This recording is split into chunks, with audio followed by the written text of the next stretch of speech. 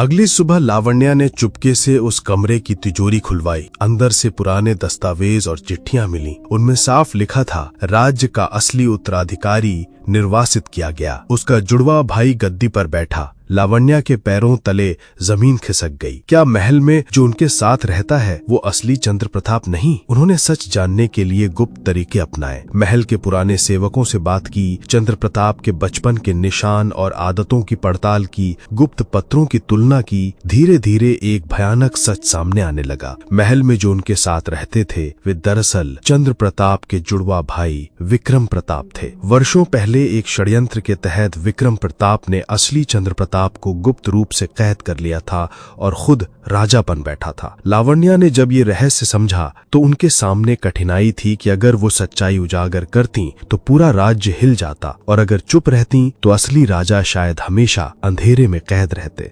लावण्या ने एक योजना अपनाई। उन्होंने विक्रम प्रताप, जो खुद को चंद्र प्रताप कहता था, उससे कहा कि राजा जी, कल राज्य सभा में जनता के सामने एक विशेष अनुष्ठान करना होगा। अनुष्ठान के दौरान बचपन का एक गीत गाना था जो सिर्फ असली चंद्र प्रताप गा सकते थे, क्योंकि वो गीत उनकी माँ ने उन्हें सिखाया था। सभा में विक्रम प्रताप से जब वो गीत गाने को कहा गया तो वो हकलाने लगा और चुप हो गया। भीड़ में खुसफुसाहट फैल गई। तभी लावण्या ने असली चंद्र प्रताप को सामने लाकर खड़ा कर दिया, जिन्हें उन्होंने पहले ही गुप्त रूप से छुड़ा लिया था। असली चंद्र प्रताप ने वही गीत गाया। सभा में सन्नाटा छा गया और फिर पूरा दरबार उनके चरणों में झुक गया। विक्रम प्रताप को राजद्रोह का दोषी मानकर कैद में डाल दिया गया। चंद्र प्रताप ने लावण्या का हाथ थामकर कहा, रानी, अगर तुम साहस ना दिखाती तो मैं आज भी अंधेरे में कैद होता। तुमने सिर्फ मुझे नहीं, पूरे राज्य को बचाया है। लावण्या मुस्कुराई, लेकिन उनकी आंखों में अब भी वो भय छिपा था, क्योंकि वो उन्हें पता था कि साजिश करने वाला सिर्फ विक्रम प्रताप ही नहीं था। महल के भीतर और भी चेहरे थे जो असली दुश्मन थे। कहानी यही खत्म नहीं हुई।